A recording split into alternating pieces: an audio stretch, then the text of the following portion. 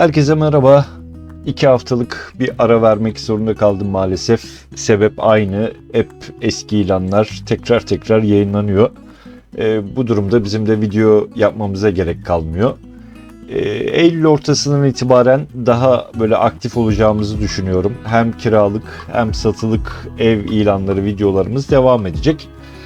Bu zamana kadar böyle daha güzel, daha böyle fırsat ilanlar çıkacağını düşünüyorum. Bu hafta 645 bin ve 1 milyon 300 bin TL arası müstakil ev ilanlarını inceleyeceğiz. Beğendiğim bazı ilanlar var bu videoda. Özellikle bu Antalya'daki 2 tapulu 2 ev ilanı bence gayet güzel. Bununla beraber Gemlik merkezdeki böyle tarihi ev yine favori ilanlarımdan. Ve Antalya Aksiki'deki taş evde uygun fiyatıyla bir diğer favorim. Neyse çok uzatmayalım ve hemen ilanlarımıza geçelim. İlk ilanımız Antalya Aksiki Cemeller Mahallesi'nden satılık eski ambarlı düğmeli taş ev başlığıyla yayınlanmış. 645 bin TL fiyatı var. 28 Ağustos 2024 tarihinde yayınlanmış. 180 metrekare brüt bir alanı var. Oda sayısı 3+1. Tapu durumu müstakil tapulu. Kimden? Emlak ofisinden diyor. Açıklamada ne demiş? Konya Manavgat yoluna 3 kilometre mesafede 229 metrekare arsa içerisinde Cemeller Köyü içerisinde düğmeli taş ev, ufak tefek tadilatlar yapılacaktır. Detaylı bilgi için lütfen arayınız demiş. İlk önce şöyle bir ben hemen böyle bir denize uzaklığına bir baktım. Ne kadar işte Cemeller'den Side'ye 52 dakika, 50 dakikada 62 kilometre mesafesi var. Araçla yaklaşık 50 dakika civarında ulaşabiliyorsunuz. Yani bu da araç olduğu zaman böyle çok büyük bir problem değil açıkçası.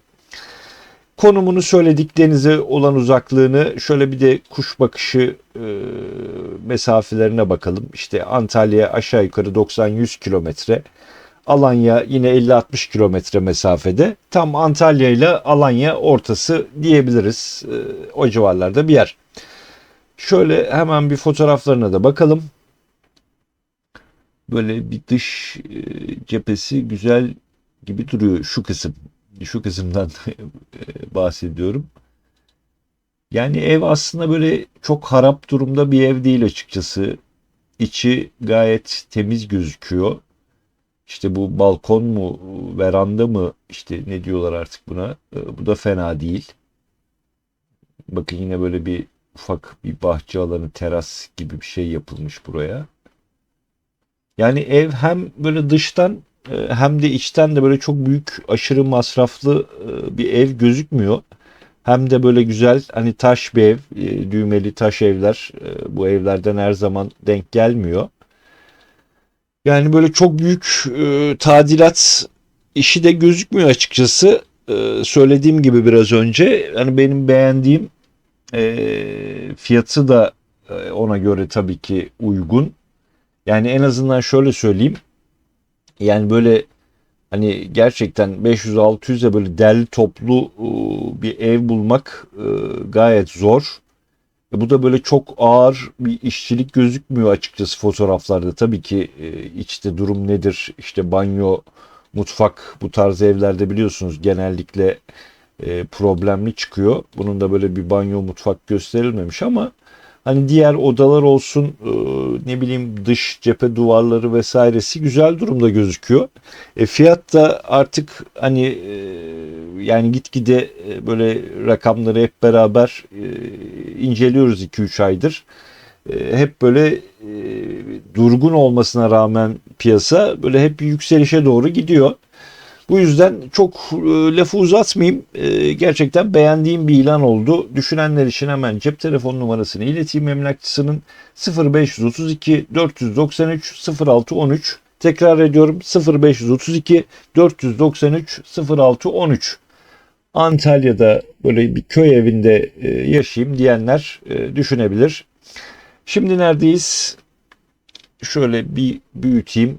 Ketenci Mahallesi 1. Dere Sokak'tan acil demiş. 650 bin TL fiyatı var. İzmir Tere Ketenci Mahallesi'nde 90 metrekare büyük bir alanı varmış. Açık alan 40 metrekare. Bu da demek oluyor ki 50 metrekarelikte bir ev alanı var. Oda sayısı 1+1. Tapu durumu müstakil tapulu. Kimden? Sahibinden bir evmiş. Açıklamada ne demiş? Acil satılık, evi görmeden ve araştırmadan pazarlık için aramayınız demiş. 91 metrekare demiş. İşte adres, ada, parsel bilgilerini iletmiş. Merkezi konumda, belediye, okullara, pazara, çarşıya yürüme mesafesinde, bahçeli satılık müstakil ev demiş. Evin yerinde görülüp evin içerisine bakmak gerekir diyor. Oturum için taş ev olup masraf edilmesi gerekmektedir diyor. Evi düşünürken arsa olarak düşünün, merkeze ve Selçuk yoluna yakın mesafededir demiş. Şöyle bilmeyenler için bir kuş uçuşu aşağı yukarı bir mesafe söyleyelim. Yani denize, işte ne bileyim, İzmir'e mesafe ne kadar? Yani şöyle Kuşadası civarına gitmek isterseniz yaklaşık 50 kilometre. Yine aynı şekilde böyle bir de şeye bakalım. İzmir merkeze. İzmir merkeze de 60-70 kilometre mesafede. Yani şöyle araç olduğu takdirde 1 saat civarında rahatlıkla ulaşabilirsiniz diyelim. Şöyle fotoğrafları büyüteceğim ama bazılarında büyük fotoğraf yok galiba. Şöyle bir bakalım. Yani İzmir'e tabii ki böyle biraz daha uzak ilçeler, Bayındır, işte Ödemiş, hani denize böyle çok yakın mesafe değil ama böyle 1-1,5 saatlik mesafelerde olabilecek, yani en azından uygun olabilecek mesafeler diyelim. Yani dış cephe çok sağlıklı gözükmüyor açıkçası. Tamam, bir avlusu, güzel bir avlusu var ama evin içinde gerçekten çok ciddi bir masraf var. Mal sahibi de yazmış, hani bir evi görmeden, hani fiyatları incelemeden pazarlık yapmayınız demiş ama hani ne bileyim, bu fiyatlara böyle tireden çıkıyor mu? Çıkıyor açıkçası. Yine de hani böyle beklemekte bir fayda var da diyebilirim. Yine bir ne bileyim, böyle bir telefonla bilgi de alınabilir. Ama yani evin gerçekten çok işi var. Mal sahibi de demiş zaten, bunu bir arsa olarak düşünün demiş. Ona göre de fiyat yazmış. 650 bin TL. 650 bin TL civarına tirede bulunuyor mu? Evet, bulunuyor. Bazen 700'e de çıkıyor, 500'e de, 400'e de. Bundan daha derli toplu evler de çıkabiliyor. Daha böyle yıkık dökük yerler de çıkabiliyor. Ama bu da böyle alternatiflerin arasına girebilir diyelim. Böyle makul fiyatlı, böyle merkezde olması özellikle ideal diyebilirim. Bunun harici sahibinden satılık dedik. Cep telefon numarasını ileteyim: 0505 704 9956. Tekrar ediyorum: 0505 704 9956. Ve hemen bir diğer ilana geçtik. Bu nereden? Hürriyet Mahallesi'nde müstakil satılık ev başlığıyla yayınlanmış.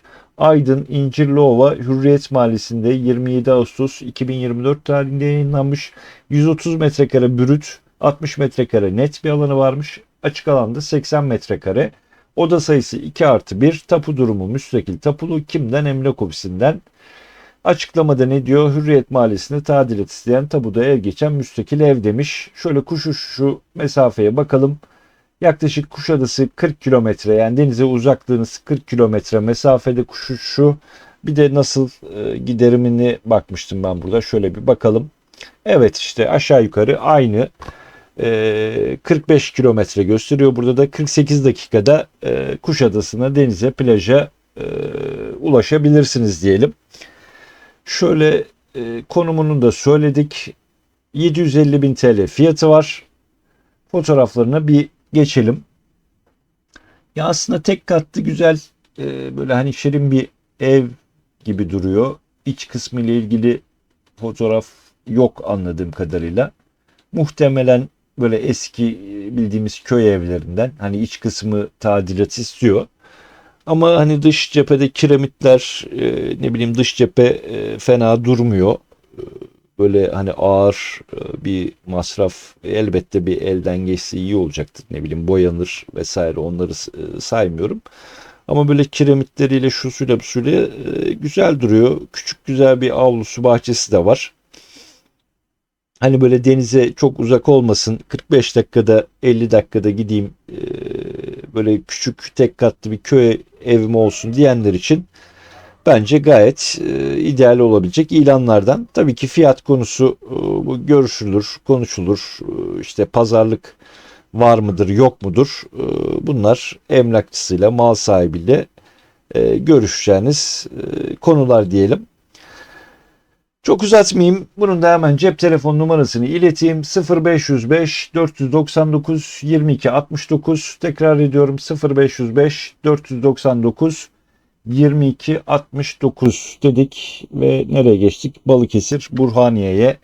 Şahanoğlu'ndan satılık fırsat ev demiş. 900 bin TL fiyatı var. 28 Ağustos 2024 tarihinde yayınlanmış. 150 metrekare brüt, 120 metrekare net bir alanı varmış. Çok pardon.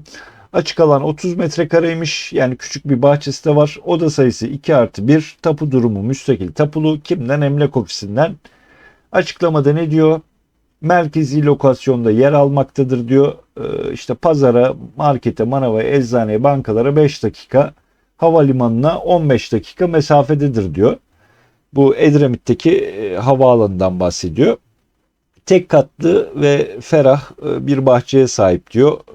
Bahçeye sahip olan evin tadilatı yeni yapılmıştır. Evde hali hazırda kiracı vardır diyor. Toplam 150 metrekareymiş. 2+1 ayrı mutfak, bir banyo ve WC, fiyat pazarlığı açıktır demiş. Açıkçası bu açıklamadaki şey dikkatimi çekti. Pazarlığa açıktır demesi, bazıları çok katı, hani hiç fiyatım budur, artık bundan şey yapamam diyor. Ama bu açık açık emlakçısı yazmış. Biliyorsunuz bu bölgelerde de işte ne bileyim Gömeş'ti, Burhaniye'ydi, buralarda da hani Ayvalık'ı zaten katmıyorum bile, böyle uygun hesaplı ev bulmak zor. Yani köylerde bile bu fiyatlar var. Bakın zaten Burhaniye merkezinde, yani plaja, denize gitmeniz araçla 10-15 dakikayı bile bulmayacaktır, öyle diyeyim. Hem bununla beraber işte böyle hani Edremit'e, Akçay'a gideceksiniz. Akçay mesela 10 kilometre civarında. Şöyle Ayvalık'a bakalım. 30 kilometre civarında Ayvalık. Yani işte yarım saatte Ayvalık'ta araçla, aracınızı atlayıp Ayvalık'a geçebilirsiniz. Böyle ne bileyim, ya da işte 10-15 dakikada Akçay tarafına geçebilirsiniz. Artık onlar size kalmış. Şöyle bir fotoğraflarını inceleyelim. Yani ev gerçekten hani müstakil ev olarak gayet iyi durumda gözüküyor. Hem böyle iç kısmı, ne bileyim, parkeleri vesairesi yapılmış. Bakın avlulu kagir ev olarak geçiyor tapuda da. Hatta iki ev olarak geçiyor. Bu da belki sizin için bir avantaj olabilir. Yani iç kısmı söylediğim gibi, ne bileyim, parkeleri yapılı, mutfak yapılı, banyo ve tuvaletin fotoğrafları yok ama onların da iyi durumda olduğunu düşünüyorum. En azından ufak tefek masraflarla toparlanabilir bir durumda olduğunu düşünüyorum. Yani 900 bin liraya söylüyorum, yani işte ne bileyim, böyle Gömeç'in köylerinde bile biliyorsunuz 600'e 700'e böyle yıkık dökük, böyle acayip duruma gelmiş evler var. 900 bin lira, bunun üzerine bir de pazarlık payı da var demiş. Hani böyle belki iyi, uygun, sağlam bir pazarlıkla fiyat böyle istediğiniz seviyelere de gelirse, böyle çok tadilat istemeyen hazır bir ev olarak fırsat olabilir diyelim. Emlakçısının cep telefon numarasını ileteyim: 0544 451 62 75, 0544 451 62 75 dedik ve hemen hızlıca bir diğer ilanımıza geçtik. Kuşadası Davutlara 38 kilometre, Aydın Söke'de 612 metrekare arsada müstakil ev. 918 bin TL fiyat yazmış. Aydın Söke Avcılar Mahallesi'nde. Yani köy mahalle dediğine bakmayın, muhtemelen köy. İlan tarihi 28 Ağustos 2024. 612 metrekare brüt bir arsa alanı var. Evde bunda 52 metrekarelikte bir ev var içerisinde. Oda sayısı 2+1. Tapu durumu müstakil tapulu. Kimden? Emlak ofisinden. Takas hayır demiş. Açıklamada ne diyor? Aydın Söke Avcılar Mahallesi'nde 612, bunları söyledik zaten. 52 metrekare mevcut ev varmış. ister tadilat yapıp ister istediğiniz gibi inşaat yapabilirsiniz. İmarlıdır demiş. İçerisinde ev olduğu için hem zevkinize göre proje ve ruhsat masrafı yapmadan tadilat yapıp oturabilirsiniz demiş. Yerimiz aynı zamanda %40 imarlı olup 2 kat inşaat müsaadesi vardır. Hemen inşaat yapılabilir demiş. Elektrik, su, telefon hattı gibi imkanlar mevcutmuş. Yaz kış gece gündüz kolayca ulaşabileceğiniz yola cephelidir demiş. Söke ilçe merkezine 23 kilometre, Kuşadası Davutlar bölgesine de 38 kilometre mesafedeymiş. Konum olarak hem yaşam hem de yatırım için son derece uygundur demiş emlakçısı. Gerçekten hem denize de çok yakın mesafe. Sonuçta hani yarım saatte Kuşadası Davutlara geçebiliyorsunuz. Bu yüzden hani hiç konuma bakmaya gerek yok. Ama yine de şöyle bir kuş uçuşu mesafeden bir bakalım. Aşağı yukarı işte Davutlara söylediği gibi 30 kilometre, 38 kilometre diyordu zaten. Yol şeyle beraber anca bu kadar ediyordur. Şöyle bir fotoğraflarına bir geçelim. Yani ev yani gerçekten masraf isteyen köy evlerinden. Buna hani diyecek bir şeyimiz yok ama arsa gerçekten güzel. 612 metrekare tek katlı bir ev, yığma bina diyor. Bakın buradan hani çatı da böyle çok yüksek mesafe ama hani iyi gözüküyor. En azından böyle göçmüş gitmiş durumda değil. Belki ufak tefek işleri olabilir ama en azından çatısı var. Kullanılabilir durumda gibi duruyor. Belki ufak tefek tadilat işleri olabilir. Bu arada ben konuşurken fotoğrafları gezmeye devam ediyorum.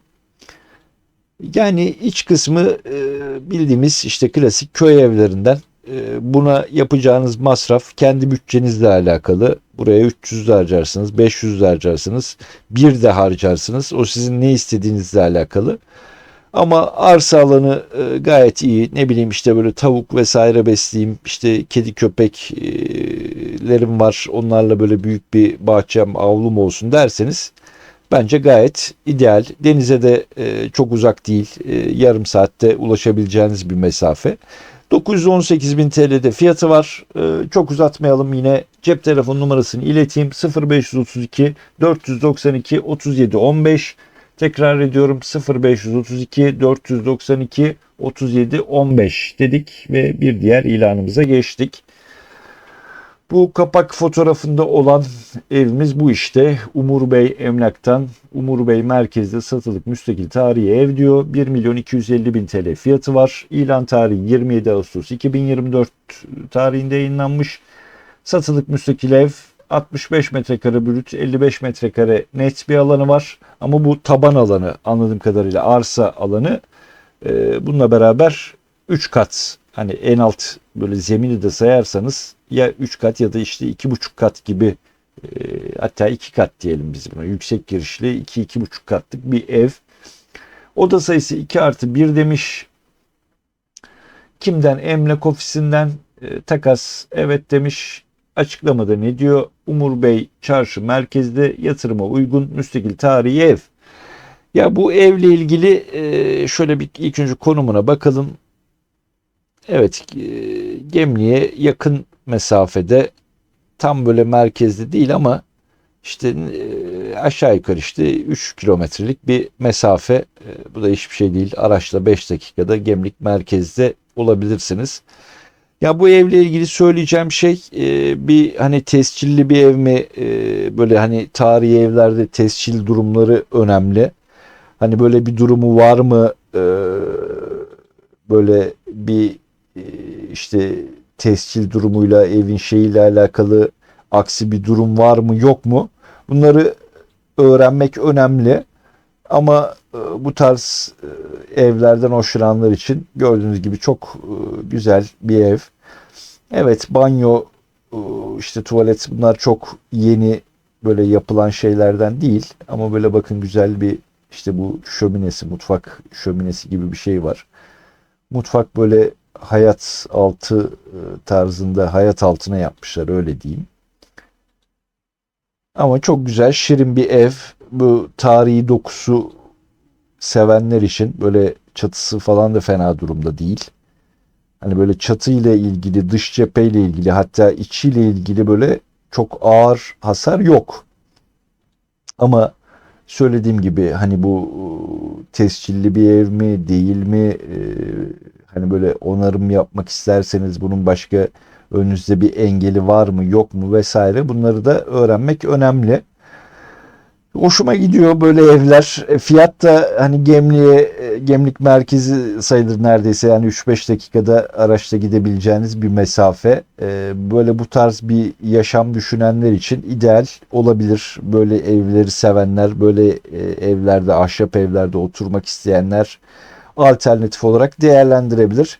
Bence tek dezavantajı işte bahçesi yok. Böyle buna da küçük bir bahçe olsaydı gerçekten böyle çok güzel, yaşanabilecek sevimli bir ev olabilirdi diyelim.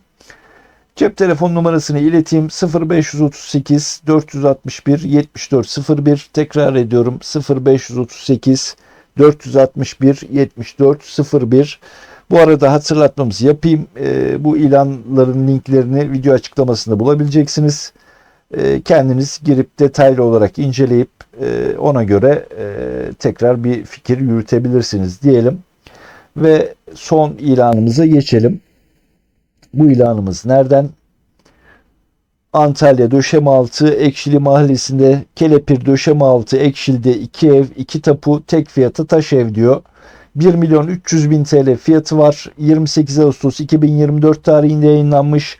300 metrekare brüt, 250 metrekare net demiş. Oda sayısı 7+1. Tapu durumu müstakil tapulu. Kimden? Sahibinden demiş. Takas hayır demiş. Açıklamada ne diyor? Döşeme altında Ekşili'de 2 ev 2 tapu tek fiyata 8 oda var. Toplamda 2 oda oturulacak şekilde 2 oda mutfak banyo sıfır yapıldı. Evin biri taş ev. Evler bitişik. Kaçmaz fırsat demiş. Lütfen mesaj yazın. Geri dönüş yaparım. Önünden otobüs geçiyor demiş. Şöyle ilk başta denize olan uzaklığına bir bakalım.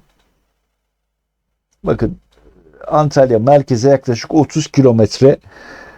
Yani araçla hadi bu nasıl giderimle 30-40 kilometreye çıksın ama işte yarım saati geçmeyecektir. Yarım saat olur, 40 dakika olur. Gerçekten denize mesafesi de güzel durumda. 2 tane ev olması bence gayet, ve bunların ikisi de ayrı farklı tapu. Yani şöyle düşünün, 650 bin liraya aslında alıyorsunuz. Bakın, böyle güzel bahçe içerisinde bitişik nizam, 2 farklı tapu. Evin biri yapılmış durumda, 2 odalı bahsedilen ev. Bu taş ev değil, diğeri anladığım kadarıyla. Yani mutfak dolabıydı, banyo, tuvalet, işte odalar, parkeler, duvarlar vesaireler hepsi yapılmış durumda. Bu da diğer yandaki ev, taş ev olan ev. Bu da tadilat işte yapılırsa bence gayet güzel. Hani oturulabilecek bir hale gelebilir. Toplam hani 8 odadan bahsediyoruz. Ve evde açıkçası böyle çok ağır, böyle dış cephesi yıkık dökük de değil. Bakın, gayet böyle güzel. İşte balkonuyla şeyle çatısı vesairesi böyle ağır, böyle aman aman komple yıkılmış evlerden değil. Bu işte sonradan herhalde yapılan ev. 2 oda burada hazır. Valla bahçesi, avlusu, 2 farklı tapu olması, ne bileyim, bu evlerden birisinin böyle hemen oturulmaya hazır durumda olması, e, bu yüzden bu en favori ilanlarımdan birisi oldu. 1 milyon 300 bin TL ve sahibinden olması da bir avantaj.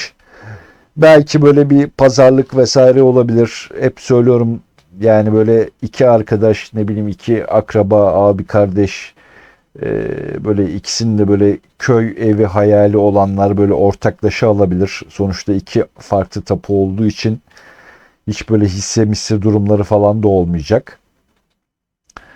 Yani bu tarz düşünenler için bence gayet ideal. Hem evin dışı hem içi böyle çok yıkık dökük değil. Bu taş evden bahsediyorum. Hani tadilat gerektiren taş evden. Bu yüzden en favori ilanlarımdan birisi bu oldu. Hatta uzun zamandır gördüğüm hem böyle denize olan yakınlığı, hem bahçesi, hem avlusu, hem iki ev tapu olma durumuyla gerçekten uzun zamandır en beğendiğim ilanlardan birisi oldu. Düşünenler için cep telefonu ileteceğim ama maalesef sadece mesaj yoluyla ulaşabiliyorsunuz.